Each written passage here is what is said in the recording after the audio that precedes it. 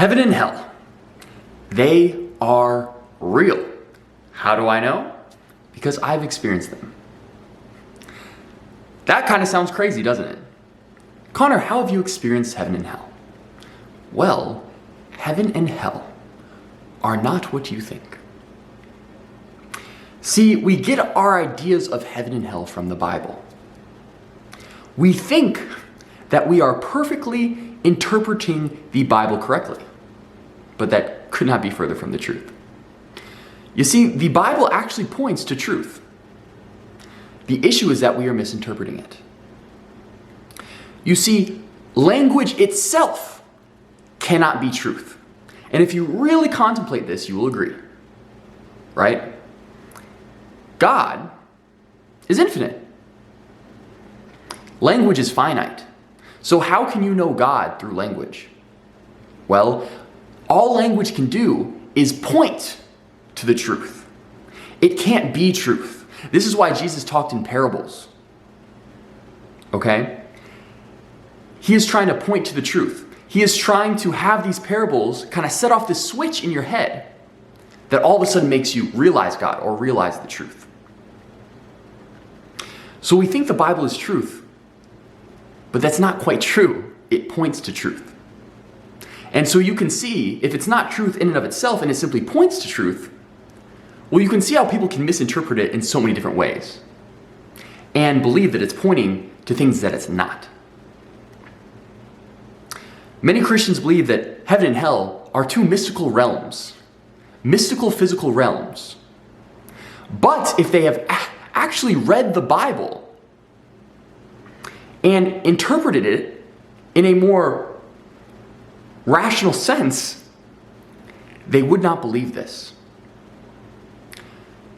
There are two verses that they might just be my favorite in the Bible because they really expose the ignorance of the dogmatic Christian religion. It's like Christians completely overlook this verse in the Bible. It's Luke, verse 17, 20, and 21. Luke 17, 21 is even a little better. It's my favorite, okay? And it essentially says that the kingdom of heaven is within. If you translate it a little differently, it's the kingdom of heaven is in your midst. The kingdom of heaven is here. It's like, how can you misinterpret that? I can't even imagine how much cognitive dissonance must be going on for a Christian to pervert that Bible verse because it's so clear. The kingdom of heaven is within. The verse before that essentially says the kingdom of God does not come with observation. It does not come with visible signs. Essentially, it's saying the kingdom of heaven cannot be seen. How obvious is that? The kingdom of heaven cannot be seen. That means it is not some mystical realm. The kingdom of heaven is an internal state. I would like to say a mental state, but it's more of a realization that goes even beyond the mind that actually leads to this mental state. The kingdom of heaven is the truth. The kingdom of heaven is the realization of the truth. The kingdom of heaven is enlightenment. The kingdom of heaven is love. All of those are synonymous. The kingdom of heaven is the universe itself. The kingdom of heaven is you. The kingdom of heaven is the lack of ignorance that once plagued you. I am residing in the kingdom of heaven because I know the truth of your true nature.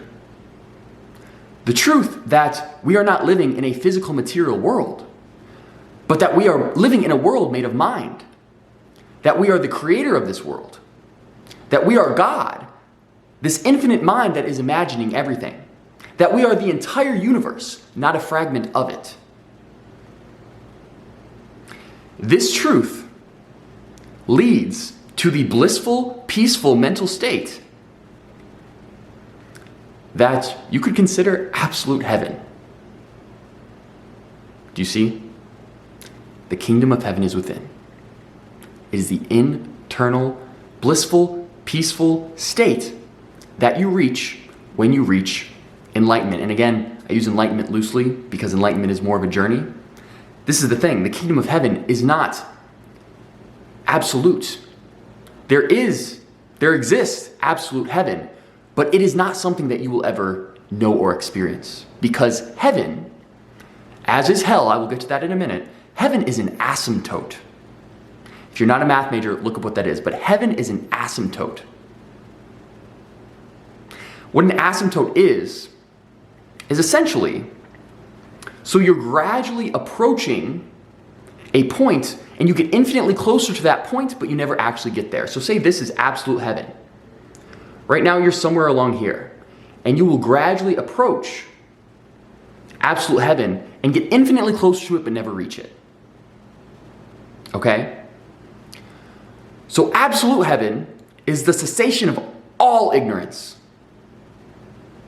of total truth, zero anxiety, zero stress, zero fear, 100% perfect peace and bliss.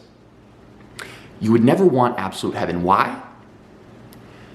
Because you could not get better than absolute heaven. Think of how video games are designed. We love progression. We want the sense of progression. If we were always abiding in perfect heaven, there wouldn't be anywhere to go, and it would be boring. So this is how the universe works. Is gradually our individual minds are cleansed, and we gradually increase the heaven polarity. Okay? Now, most of you are looking from it from too narrow of a perspective, because throughout your entire life, you think, well, my life hasn't got that much better. But remember, you are God. You are infinite. You are the creator. This life that you have is not you. It is just an experience that you're having. There is a part of you that is beyond the mind and body. You can call this the subtle body or the soul. This subtle body, throughout all your lifetimes, is gradually raising its vibration, raising its consciousness, becoming more aware. And through this awareness, you're shining this light of awareness on the ignorance, and gradually it is getting you closer and closer to absolute heaven. So even if in this lifetime you don't seem like you're getting closer to heaven, you actually are. You're just looking at it from too narrow of a perspective. And eventually, if you look at it from a wide enough perspective, over all of your lifetimes, you will realize that you are getting closer and closer and closer to heaven. Heaven is always with you. It's just, how much do you feel it? How high is the heaven polarity? Where are you on the curve? Through spiritual practice, you can dramatically amplify your progress on the curve. Okay? So that's what heaven is. It's awareness. It's the lack of ignorance. It is the realization of the truth. But this is the brilliant design, is that you never become absolutely not ignorant. Okay? You never fully reach the truth. Because a superior experience, rather than fully having the realization of the truth, is to gradually get closer and closer and have this amazing progression of constantly getting better and better and better, improving yourself more and more and more, and getting closer and closer and closer to the truth. That is a far superior experience. That's why in video games, you don't just go God mode at once. God mode is only for developers. It ruins the game. Do you see? No one actually wants absolute heaven. They just want the journey of getting closer to it. So I think that's a fairly detailed explanation of what heaven is. Now I'm sure you can guess what hell is. Hell, the devil, is essentially the same thing, just in a little different context. Hell, or the devil, is ignorance, is the ego. The ego is the falsehood of the individualistic perspective of life. Ignorance, lack of truth. Why is this the devil? Well, because this lack of truth causes suffering. This lack of truth is what does not allow you to see the absolute perfection of reality. The ego is the cause of all your suffering. That's why in spiritual practice, we want to work on dissolving the ego. And a lot of people say, oh, the ego, it cannot be dissolved. The ego can be dissolved. The small self cannot. The small self, the individualistic nature of experience will always be with you. But the falsehood can dramatically dissolve. And yes, it can never completely dissolve because again, hell and the devil, they are another asymptote. Instead of an asymptote going this way, it's an asymptote going this way. So throughout all your lifetimes, and again, with enough spiritual practice, in this lifetime, you can dramatically decrease the devil to the point where it has a profound impact on your life.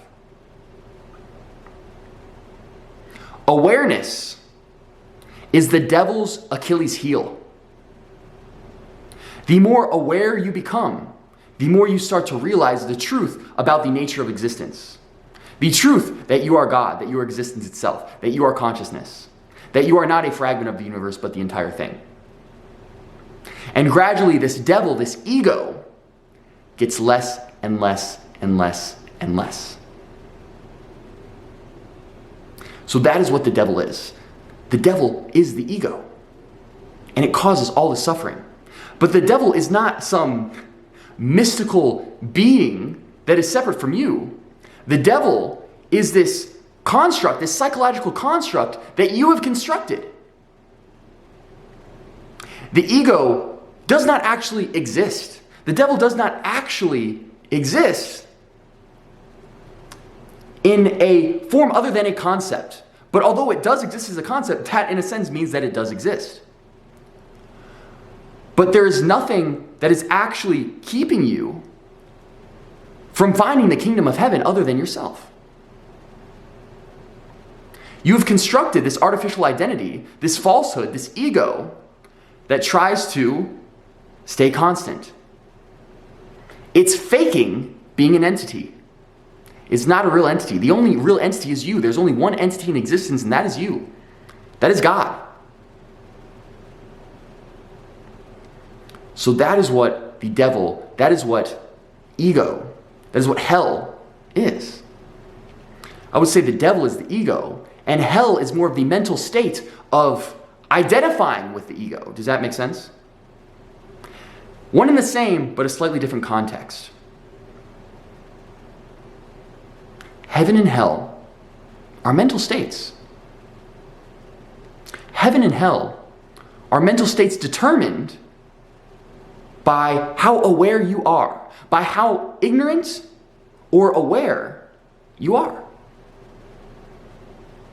Most of you are somewhere in between. Most of you, the heaven polarity and the hell polarity are probably fairly balanced. And the goal is to increase the heaven polarity and decrease the hell polarity. But recognize that the hell polarity must be there in order to give you the context of the heaven polarity. So stop thinking of the hell polarity, the ego, as something really, really negative. Because although it is your preference to dissolve it, it is still a perfect part of reality. Does that make sense? So that is the true meaning of heaven and hell. And if you really read the Bible and interpret it in the right way, it's right there, in plain sight. It's right there in the Bible. You've just been interpreting it the wrong way.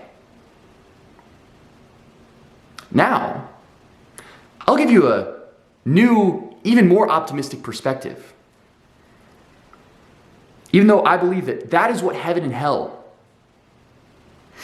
really is in the Bible, I want you to think of a scenario where every single person on the planet raise their heaven polarity 10, 100 times what it is now.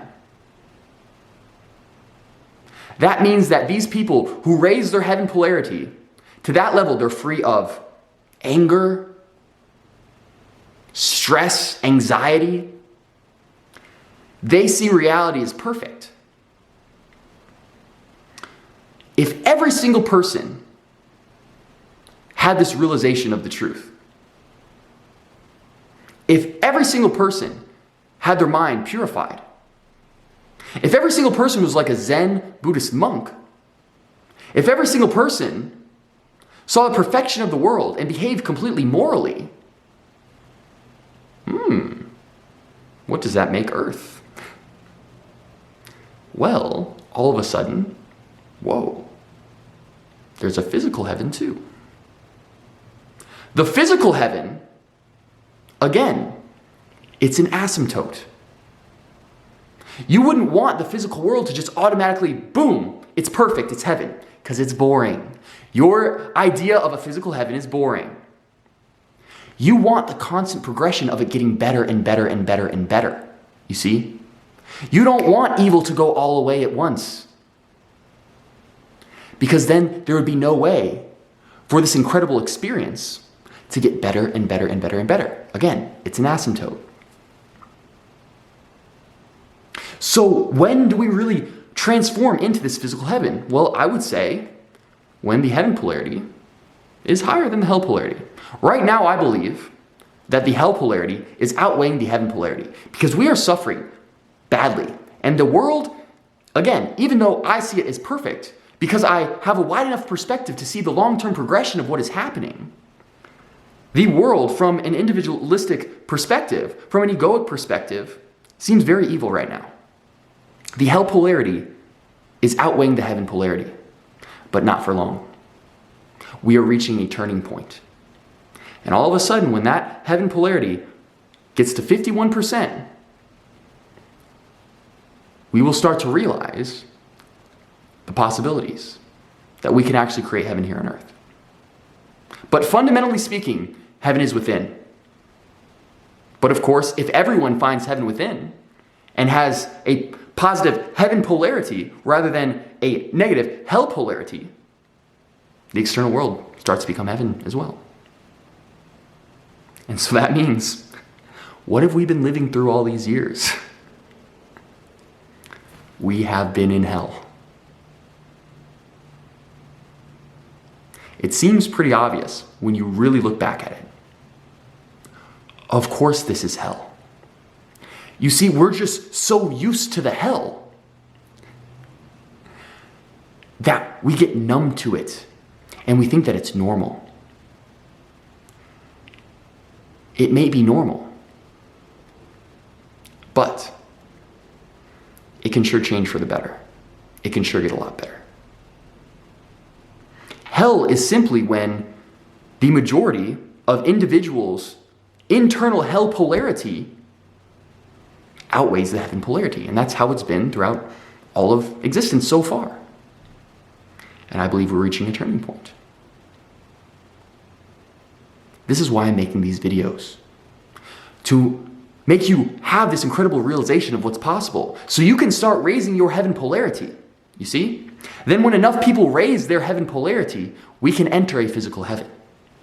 Now, you will actually care less about the physical heaven once you are in this blissful mental state, but it is still a preference. Although I am completely at peace, I still prefer there to be a perfect heaven on earth.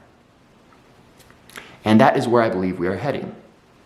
So you see, heaven and hell, the God, the devil, they have different meanings depending on what perspective you look at it. But they are not mystical, otherworldly things. These ancient texts are practical teachings meant to improve your everyday life. You just have to know how to interpret these texts. And I'll be doing more videos helping you interpret these texts. So, get excited, do some conscious work, raise your heaven polarity, and well, get ready for heaven, guys. I love you guys unconditionally, and I'll see you in the next video. Peace.